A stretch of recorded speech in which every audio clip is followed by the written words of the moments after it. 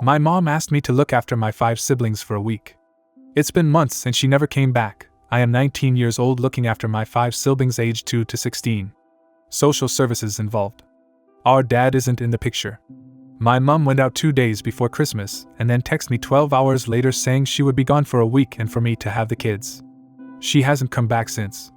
So almost 9 weeks. I have heard from her 3 times total, and she is saying she isn't coming back anytime soon. She just keeps sending money. My siblings are 16, 13, 12, 9 and 7. I'm 19. I'm surviving looking after the kids by myself, and TBH not much has changed because I did most of it when my mom was here anyway. We live with our nan but she doesn't help with them really either, and my older siblings are long moved out. I guess my question is my mom being gone a serious issue legally and with social services? I don't want to risk the kids going into care. Been there done that when I was younger, so I haven't told anyone that she's gone. I'm scared of what will happen if people find out, so I don't want to even ask the question IRL. Update 1. I spoke to my mom on the phone and told her I want her to give me custody of the kids since she is refusing to come back or say when she will be back, and I'm done with her bullshit. We argued for like an hour, but in the end she said she would do it after I told her I was going to call the police on her.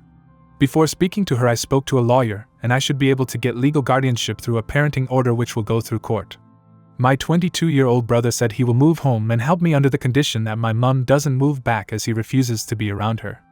His income and input will help a lot, and he seems serious about wanting to be involved with parenting and taking care of the kids, especially our little brother, as he needs a male role model badly. If we can't get custody, then my nan should be able to. Either way, my mom is very unlikely to keep custody unless she suddenly decides she gives a shit. I would bet my life she will never give a flying fudge. Getting legal custody is the outcome I want, so I'm relieved it seems like a real possibility.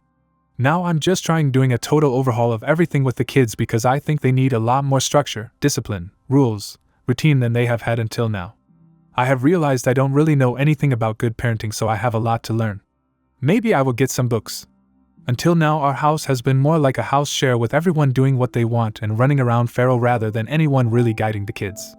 I grew up even more feral and I don't think it's a good way to be raised. So I'm starting a bath and bedtime routine for the youngest 2, and a curfew for the teenagers. Because Aaron, the 12-year-old, goes off on his skateboard and will just show up again at like 10 p.m. on a school night. I've also been giving them much better food than they usually have, and it's been rough to get them to eat healthy, but we have made so much progress already.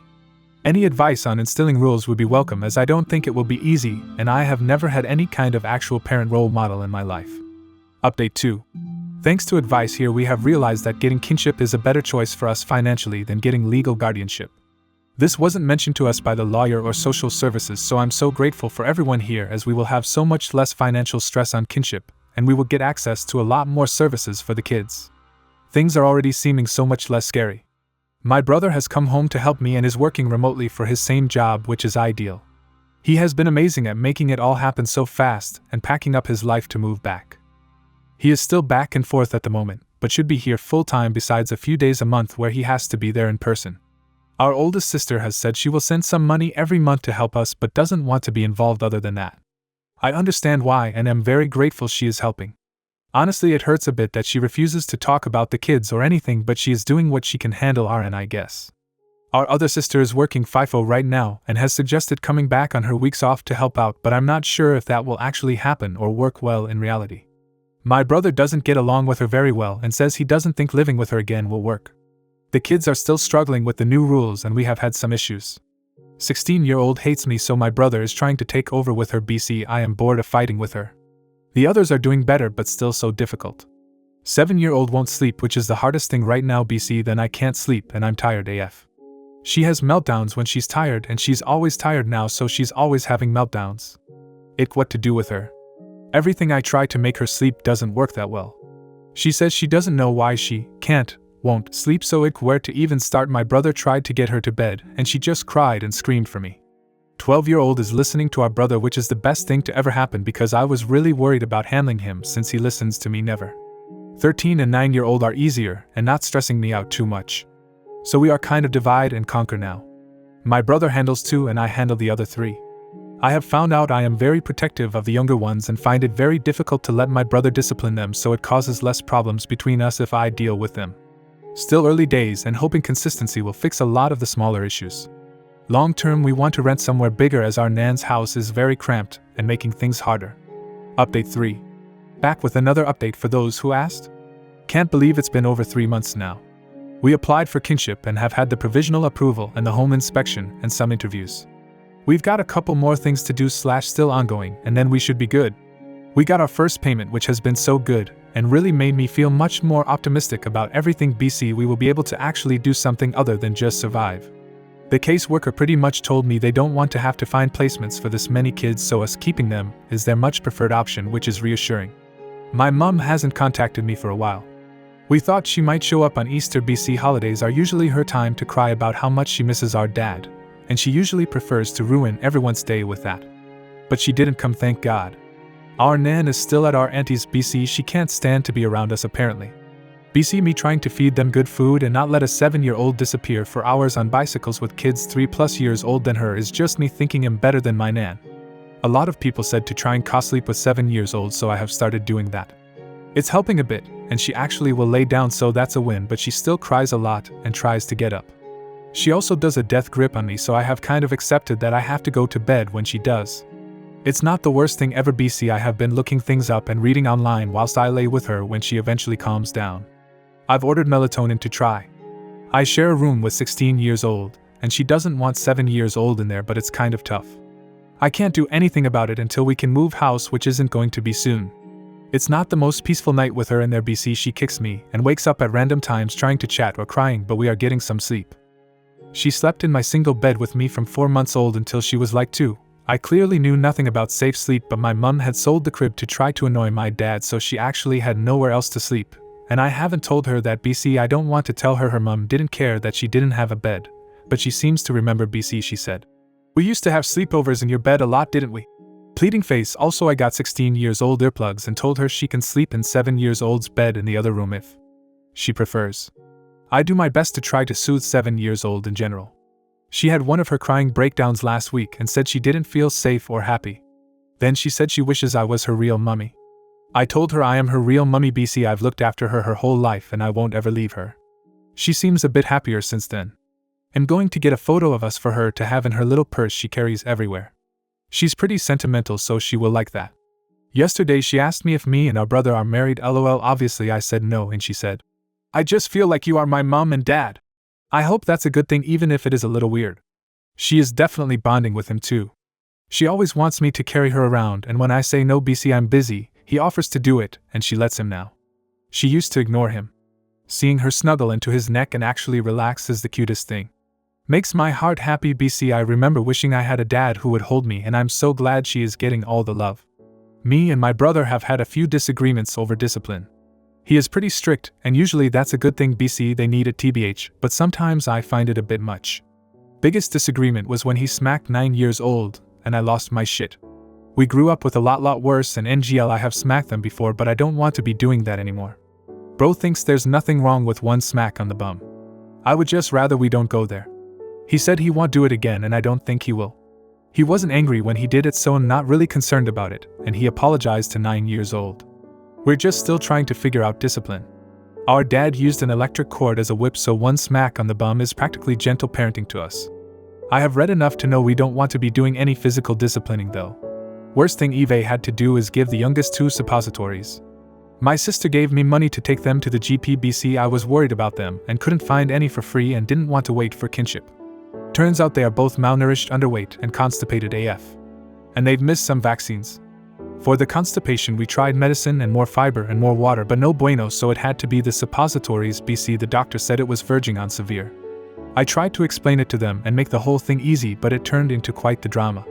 9 years old was easier, but still took me a while. 7 years old was impossible, and everyone got too stressed on day 1, so we left it, and she was still not complying on day 2, so my brother had to get involved and pretty much had to hold her down. BC, I called the doctor, and she said either we do it or I take her in and they do it. So we had no choice really, and I still feel horrible about it. I'm obsessed with what they're eating now. BC, I do not want anyone going through that again. But I will say they are a lot better since. They aren't getting tummy aches and they aren't so grouchy. And it has helped 7 years old with her sleep for sure. We are getting the other 3 to the doctor next week. We will do telehealth after, but I want them to see someone in person for the first appointment. After that, the next thing on the list is dentist. We have looked at therapy and should be getting telehealth sessions soon. So far, all 3 teenagers have said they aren't doing therapy, but I will try to make them at least try it. 16 years old is still difficult. She took my ID and she was going out whenever she liked. But my brother grounded her, and she has actually listened and not tried to sneak out. The other 3 are doing okay. No big issues with them tbh, they are adapting pretty well, I think.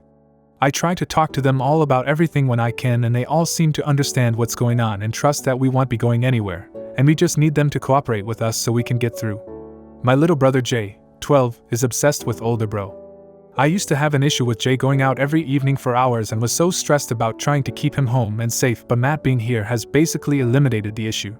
Jay just wants to be around him all the time, and Matt has somehow got this kid thinking doing homework with him is the best thing ever. Update 4. To recap, our mum left right before Christmas and am now looking after my 5 younger siblings. 16 years old has been a pain in the ass the whole time. So unhelpful, permanently grumpy and arguing about everything and winding up the younger ones just to be annoying. Basically making my life harder every chance she gets. She got her phone confiscated today. She was videoing our little sister having an emotional meltdown and laughing at her. Later on, whilst I was putting the phone away, I saw a message from our mum pop up saying some horrible shit. My mum hasn't messaged me in weeks, and 16 years old hasn't mentioned messaging her at all, so I was like, WTF. Took me a few attempts to get into her phone, but I got in and saw so many messages. Mostly her begging our mum to come home, and our mum either ignoring her or telling her to come to the city she's in. RN. 16 years old sent her so many messages saying our younger siblings need her, and our mum replied saying I think I know HWO to raise them better, so she is leaving me to it since I don't want her here. Most recent one was 16 years old asking why she doesn't care about us, and our mum basically saying she has better things to do than sit here and listen to us all tell her everything she is doing wrong all the time. I knew she was having a hard time, but reading her messages to our mum has broken me, and I just want to stop her hurting so much. She basically hates me right now, so comforting her is very hard. She will not open up even a bit, and whenever I speak to her about it she acts like she doesn't care. What to do or say to her loudly crying face. Meanwhile, my older sister just calls me periodically to tell me she wishes she could help, but she can't. Of a list of reasons including but not limited to her not being able to face being around our youngest sister because our parents said she was her replacement, and older sis can't get over it. Which is like, okay, but baby sis just turned 7 and big sis is almost 25. So at some point she needs to try get past that and realize it's not the little one's fault. And big sis is struggling. She feels like I'm her kid apparently, and she wanted me to come live with her when I was younger, but I chose to stay here and let my mum get away with not parenting. But the alternative is my siblings being neglected and abused like we were. Anyway, I don't have time to be dealing with her emotional issues on top of everyone else's. And she's whining to me like, oh, I had to take time off work. I'm having a hard time mentally. Which makes me feel so great when I am working my ass off to feed 5 kids and dealing with a million behavioral issues a day and don't have time to do anything. Before everyone starts shouting, therapy. Yeah, it's in the works. Trying to get telehealth arranged, but it's taking forever. We can't afford anything else, so that's the best we have for now. Until then, it's good old-fashioned just get on with it, and try not to fudge the kids up any more than they are already. Update 5. Firstly, thank you for all the nice messages and offers of help and stuff. I really do appreciate it, and sorry if I haven't replied, but I have had literally hundreds of messages, and it's kind of overwhelming for me. I have read most of them and am still trying to reply to more, but it's a big job. Currently things are going okay. Big things that have happened / are happening. My older sister, the second oldest, is coming to visit soon. The relationship between her and my older brother is kind of strained of some shit that happened when they were younger, and the 3 older ones all lived together for a bit after leaving home. Honestly, I think it was just a shit show having 3 damaged teenagers living together in a new place with no support. I don't have time to be the mediator though, so just told them if they can't get along then my sister will need to leave. The kids don't need any more drama, and my brother needs to focus on being a parent. She's coming. She wants to, and she said she won't cause any drama, she just wants to help. We'll see how it goes anyway, but I'm low-key dreading it.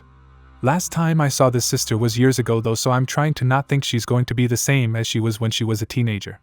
We have started planning to move to WA. My brother is desperate to get out of our town and not have to worry about our parents showing up. He gets a lot of anxiety about it. He doesn't like me being at home without him being here. His job will help him move over there, and he has been set on it for a while now. We will be able to transfer over there even with the kids being on kinship care, which is basically the only thing I was worried about. But that's confirmed we will be fine to do it, so now I'm on board with it.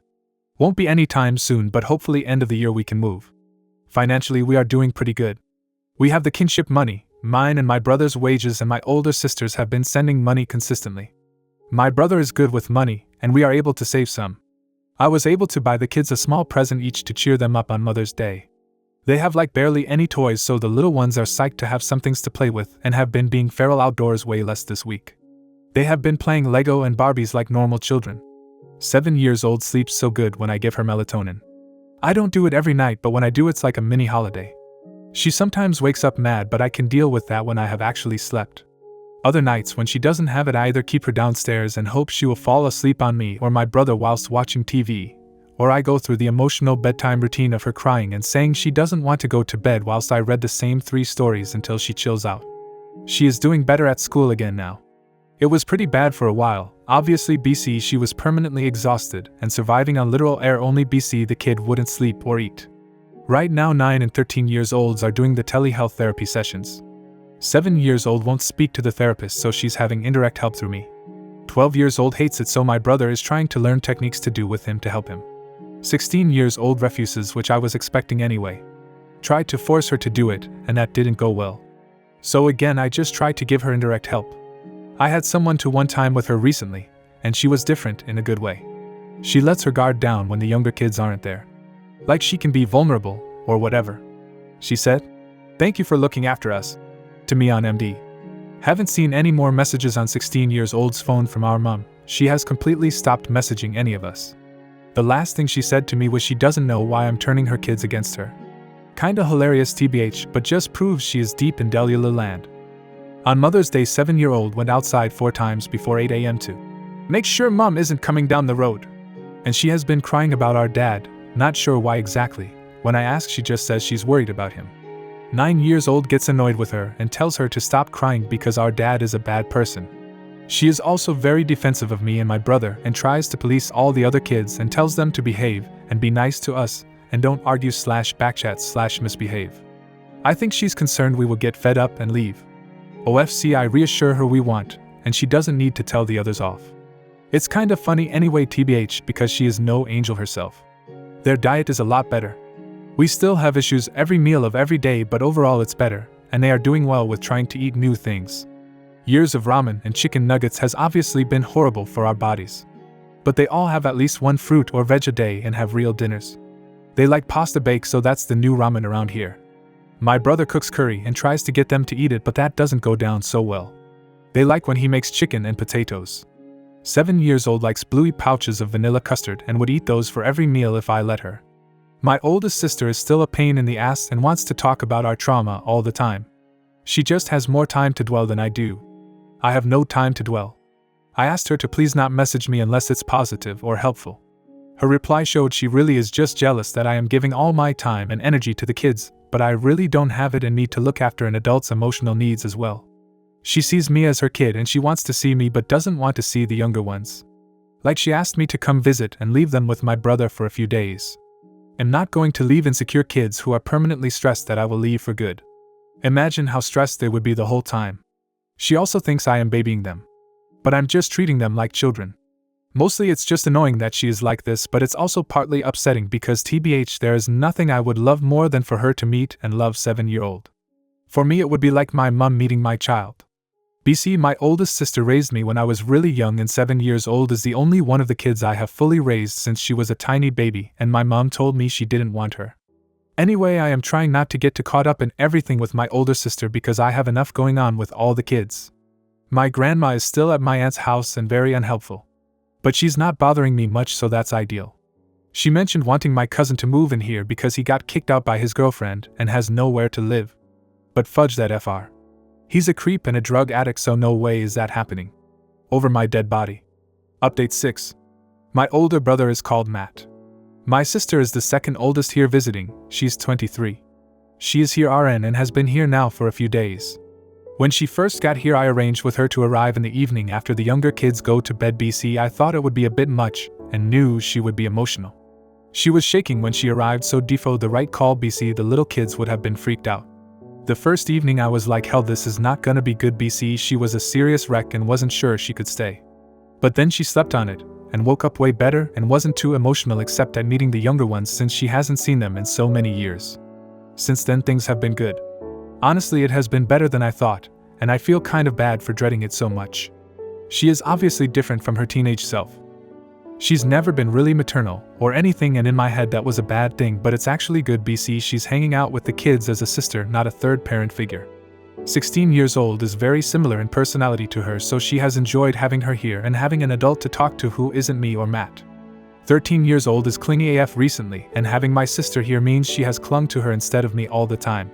12 years old is not impressed about having another girl in the house and says she stinks of perfume. 9 years old wants to know why she's here and when she's leaving and if she's going to visit again, but when she isn't worrying she is having fun getting my sister to do different hairstyles for her. And 7 years old only has eyes for me and is totally psyched when all the others are hanging out with big sis so she can have me to herself. She did ask my sister to let her out of timeout, and was best buddies with her for 10 minutes until she got over being annoyed with me, faced with tears of joy. I have got some time with my sister alone, which has been nice to properly speak to her and get her opinion on some stuff and have her clear up things that happened with my dad. She defo has a lot of issues still, but she is doing good for herself and pretty happy and isn't spiraling like our oldest sister. She pretty much said oldest sis has a lot of guilt issues for leaving and was expecting me to move in with her at 16, so is struggling a lot that I didn't and doesn't get how I was able to stay when she couldn't. Pretty sad hearing it TBH, and I will defo talk to my oldest sister again and try help her, but I don't want to get sucked into being her therapist. Matt has got along with her fine too, but they aren't besties, but they seem like they have put their issues aside and can handle being around each other, which they defo couldn't do a couple years back. Why exactly, but seems like Matt and oldest sis had guilt issues and my other sister didn't. She has always been self-centered, but TBH it seems like that might be a good thing for her sake, and they had a lot of arguments about what they should and shouldn't be doing when they left. I think essentially middle sis was having too much fun and enjoying her life too much for the other two to handle. They didn't think she gave a shit about the rest of us. Which she probably didn't, but that's good for her, I guess. Anyways, she is staying for the week, I think, since it's going pretty well. Other things.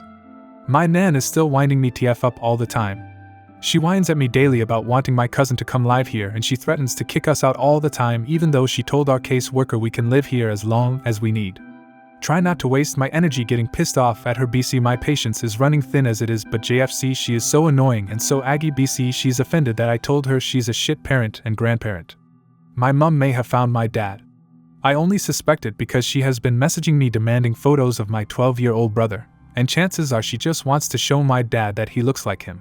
She only gives a shit about her kids when she's trying to use them to make our dad love her. I told her to go fudge herself. I'm not sending her any photos. Like, get a fudging grip. If you don't already have photos of your own child on your phone, that's a you problem. She has been a bitch to him his entire life anyway. If dad leaves soon after you're born or whilst she's still pregnant with you, you're in her bad books for life. 22, me, 16, 12 and 7 were all in the bad books before we could hold our own heads up. And the oldest two are in the bad books for not being quiet about him abusing them and letting it continue so my mum could live her dream of having my dad at home. Also should mention my dad has other kids. How many, and I have never met them, but he has mentioned them before and I thought they may have been made up, but my sister said one of them contacted her ages ago, so they defo exist. 7-year-old has been calling me mummy. I have mixed feelings about it. I feel bad that this little kid has to resort to calling a 20-year-old mess mummy. It has made it feel a lot more real, like damn, I really am all these kids have at this point. I know my mum would never sort herself out, but deep down I guess I felt like I'm the temporary guardian, and now I've fully realized no one is coming to take over at any point. I knew that, but if it had clicked until a few days of the teeny monster calling me mummy. I'm happy that she has someone she can call mummy though. She wouldn't have that in foster care, so that makes me feel better. It would be really fucking sad if she had no one to call mummy at 7 years old. 9-year-old has been a bit upset about it. I think she wants to call me it as well, but it feels a bit uncomfortable for her. She keeps crying saying she wants me to be her mum too, but I'm not her mum, and she doesn't know what to do. I have told her she can call me what she wants, and it won't change the fact I will look after her, and be there for her the same either way.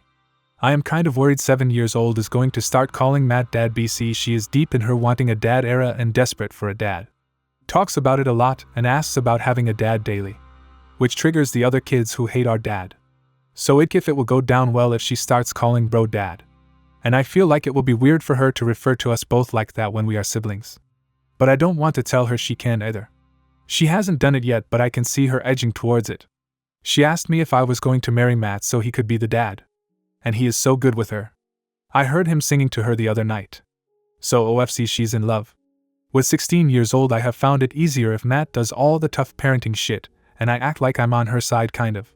OFC, he knows I'm not really, but she doesn't want me parenting her, so instead of trying to force it on her, I'm trying to be more like just a sibling, and he is the bad guy. It doesn't work out perfectly, and I still get pissed off at her, but mostly only when she does something to interfere with me parenting the other 4.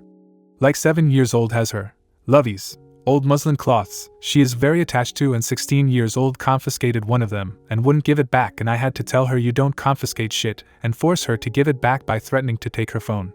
But other stuff I leave to Matt. He is less bothered by the psychological BS with her. He just gets annoyed when I have an attitude with him, and she overhears and copies me lol.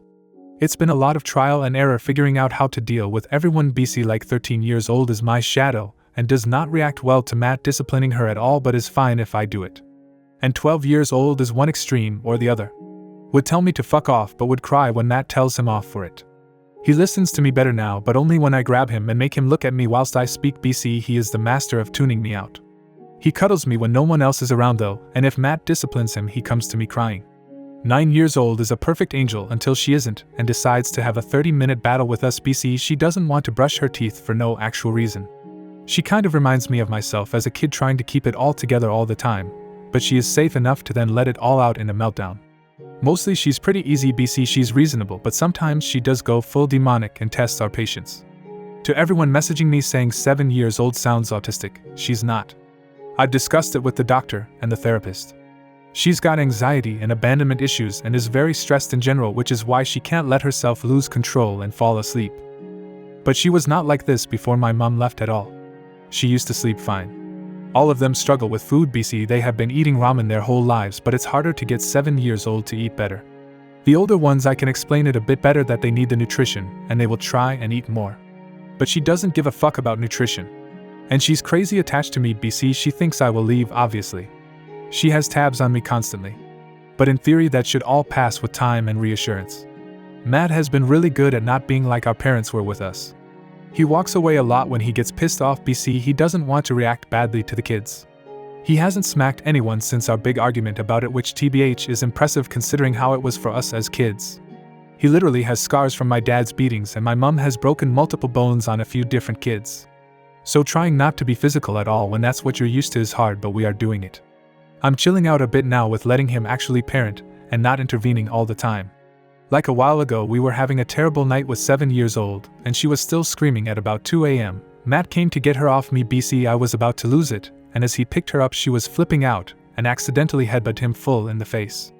I basically went blind and grabbed her off him so fast. BC, if that was my dad, he literally would have thrown her across the room and she'd be in hospital. But Matt just sat on the floor silently and held his nose for a while. And I was like, okay, WTF, he didn't even seem pissed off. So a couple more situations like that, and now I'm not so crazy in protection mode and feel like I can trust him.